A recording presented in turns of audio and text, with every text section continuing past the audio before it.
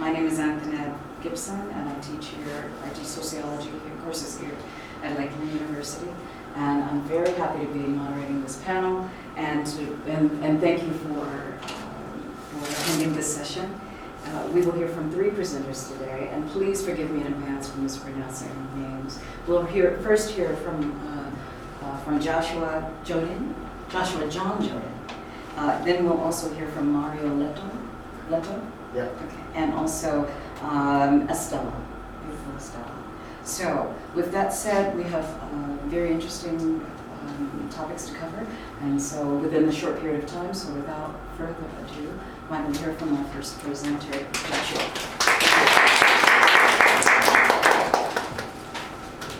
Okay, hi everyone. Thank you very, very much for coming.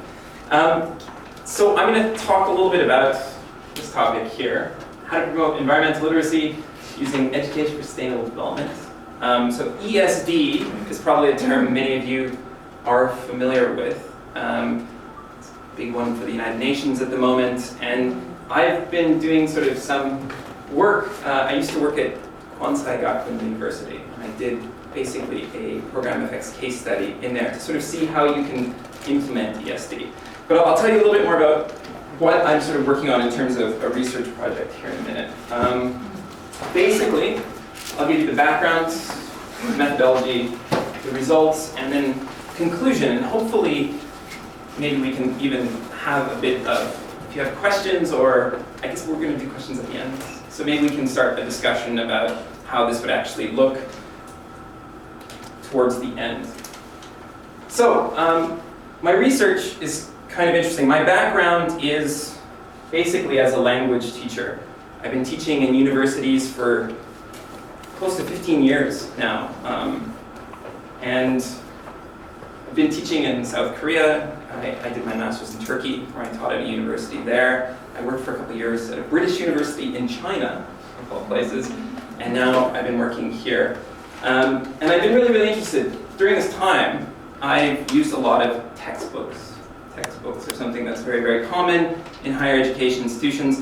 And I've always been very, very curious. There's always sort of environmental and sustainability content, right? So a chapter on forestry next to a chapter on family, for example, right? And I was really curious, how is that actually working within the language program? Is the content been given sort of any focus? Is it important to the aims and goals of the courses that we're teaching? So that's sort of where the sustainability education part of it comes into play. I started sort of seriously looking a couple of years ago at what education for sustainable development is, this concept of environmental literacy, and then environmental education. For those that don't really know the background, I'll give you just a really quick background.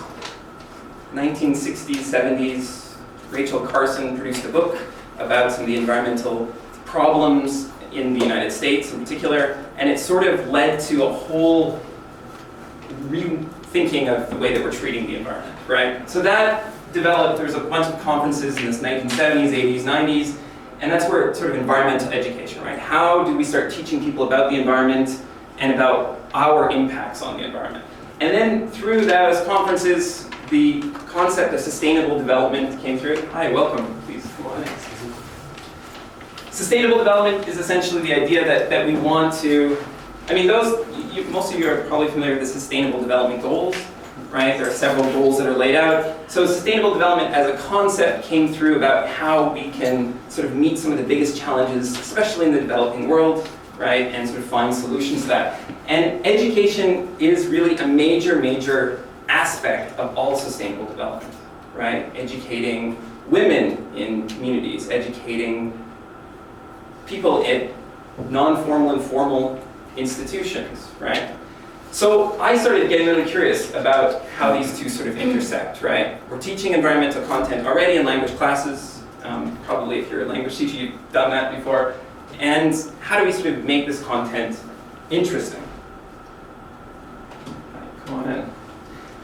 So just a little bit of background about higher education in Japan, because this is where the context of the study is. Right now there are close to, this is a bit old, but there's about 800 universities in Japan, 86 national universities, So universities like Jodoin, 300,000 international students by 2020. This is the goal. They want to bring in more, right? So this push of globalization and stuff is very, very important. So they're trying to push and bring in a lot more international students.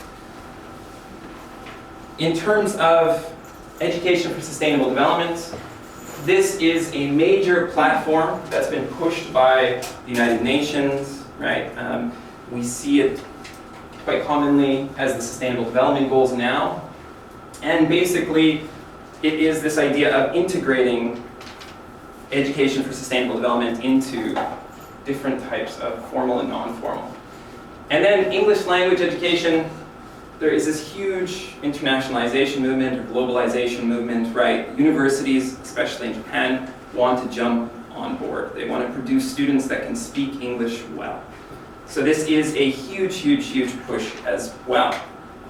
And in general, if we want to think just about English education in Japan, there's an EF, English Proficiency Index, in 2017. EF is a Swedish company, I'm pretty sure, and they basically do a test ranking all throughout the world.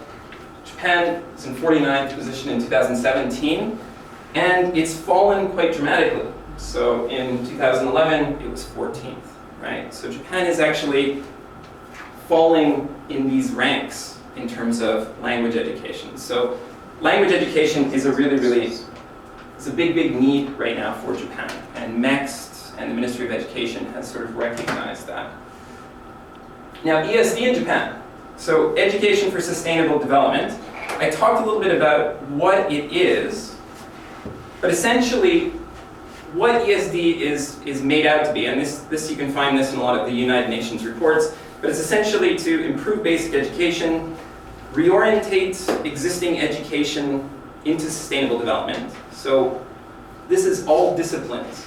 The idea is if you're a chemistry teacher, you are looking at how do we sort of integrate sustainable development into these chemistry classes? How do we make this relevant to our students? And then it's also to develop public awareness and understanding and training.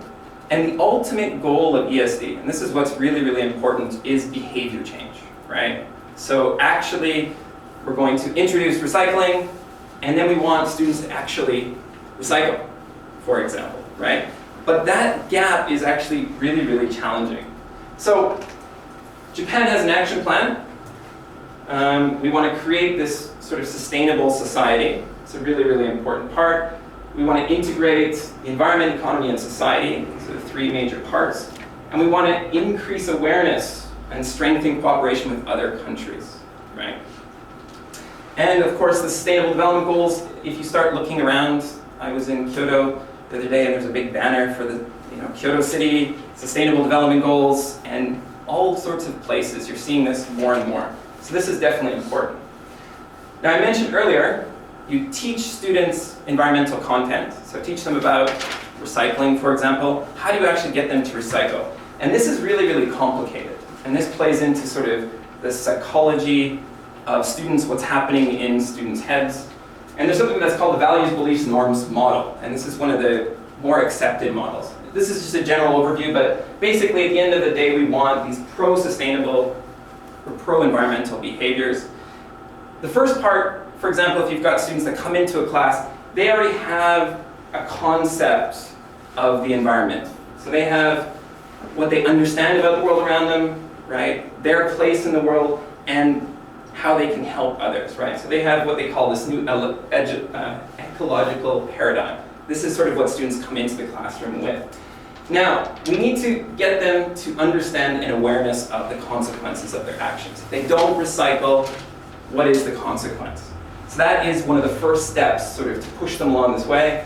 We need to also, they need to recognize that if they don't recycle, right, something bad could happen, for example, or something good. So who's responsible? I'm responsible if I don't recycle, right, for this thing happening. And then the last one is to actually have beliefs, right? Actually be able to say, I think recycling is important, right? And that's sort of the final step to these pro-environmental behaviors. So essentially, the first part of my research looking at textbooks sort of showed that we do a lot of this. We introduce a lot of great concepts and they get knowledge, but we're not doing any of this part to get them to the environmental. So I wanted to see how do we sort of integrate these things a little bit better. So at Kwansei Gakuin University, I had a CLIL course. For those that aren't unfamiliar, it's basically content and language integrated course. And it was an environmental ethics course. And basically I wanted to sort of see how students can use the information and then how we can sort of increase the values, beliefs, and norms to get them to that pro-environmental behavior at the end of the day. So essentially I set out to do three things. Are there differences in students' environmental literacy? By the way, environmental literacy, I should just define that really quickly. That is not just the knowledge that you have about the environment or sustainability issues, it's actually the sort of values and beliefs that you have as well, right? Most people just believe it's the knowledge. So is there a difference between sort of just a regular CLIL course, lecture kind of course at university, and then a best practice, ESD best practice course? So I sort of did a measurement between the two. Can we use ESD to improve environmental literacy? And can we influence students' values, beliefs, and norms in the classroom? So to give you a little bit of a background, this was the university that I worked at. It basically, a four-year undergraduate program. The program had 6 levels of English. So this special topics course that I did, this environmental ethics course, was only at the very, very top students, right? That were the best students. If you're familiar with the CEFR, the CEFR, for example, that would probably be B1 plus, B2 minus students. So these are quite good, intermediate, top of intermediate students. And what I essentially did is in 2016 in the fall, I had 3 classes. So in total it was about 80 students. And this was mostly a lecture-based environmental ethics class. I spent a lot of time lecturing, students took notes. We did do some interactive activities. There was some discussion, a little bit of critical thinking, but I didn't really think too much about sort of the ESD. And then ESD best practice, we had a lot more sort of elements in the course to integrate. So you're probably asking yourself, what is ESD best practice? What does that look like? What's the difference between them?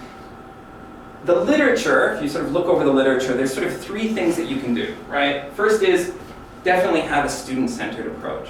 So the first course, a lot of lectures for me, it was more of a teacher-centered approach, so put the students in control a little bit more and in the driving seat. Integrate as much problem solving and critical thinking as you possibly can into the course. So really challenging their beliefs and their values about certain issues. And then get them to actually demonstrate and communicate this to their peers, right? That's a very, very important part of the course. So that they're taking in a lot of information, learning about it, talking about it, and then being able to present that to other students. So the breakdown between the 2 courses, just so that it's clear, the first one, this was sort of the assessment, but basically one of the main tasks, which was worth about 40% of the mark, there was 2 research assignments. This was, I gave them readings to do, they had to mark it up and give it back to me. So it was very teacher-centered. Where in this one, the students, the 2017 best practice course, the students came up with a research question, right? When I flush the toilet, where does that go, for example, and they had to investigate it. They had to come up with a poster presentation where they presented it to their classmates, and then they had to do a major PowerPoint presentation where they had to research an expert and then present that to the students. It wasn't presenting it to me, which was a very, very important part that I stressed. It was presenting it to their fellow students. So they had to do it in a way, if they're using difficult vocabulary, for example, that's going to be easy for them. So the data collection essentially broke down like this. There was some quantitative stuff. I used student marks.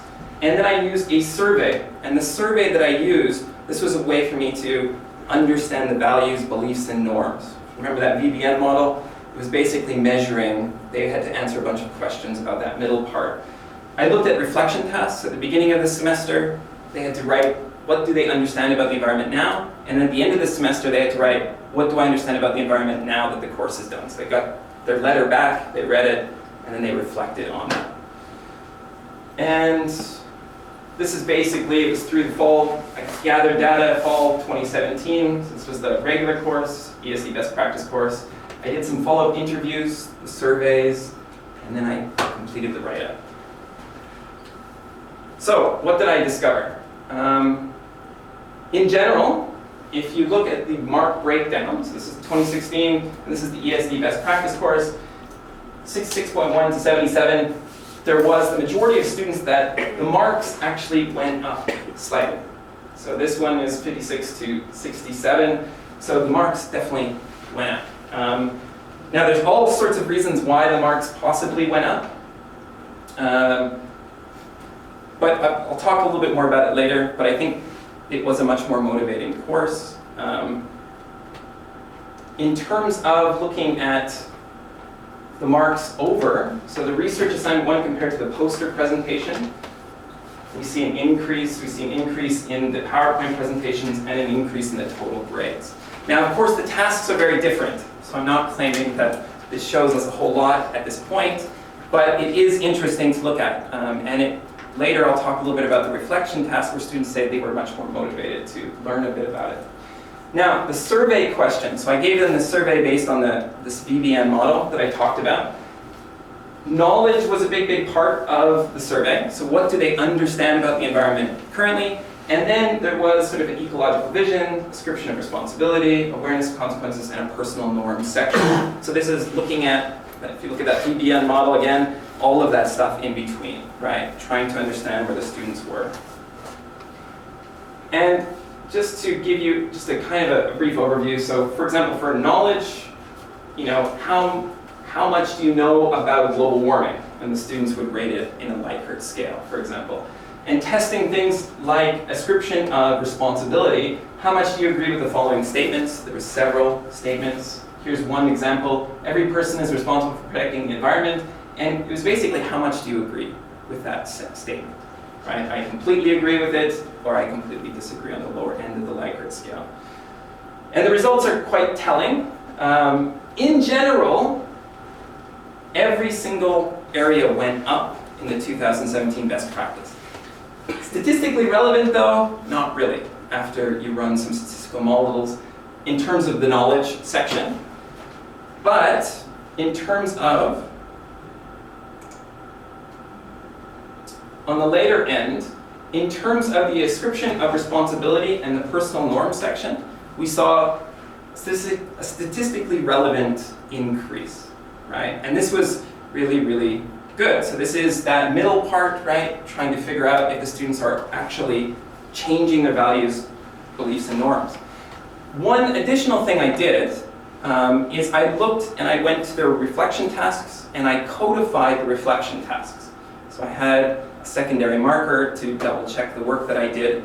And when I looked and I codified it, again, we see that the ascription of responsibility, personal norms, and the awareness of consequences, again, on that VBN model, that middle part has increased, and it's statistically relevant.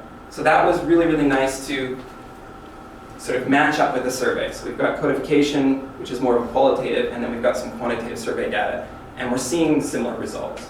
So this is quite powerful.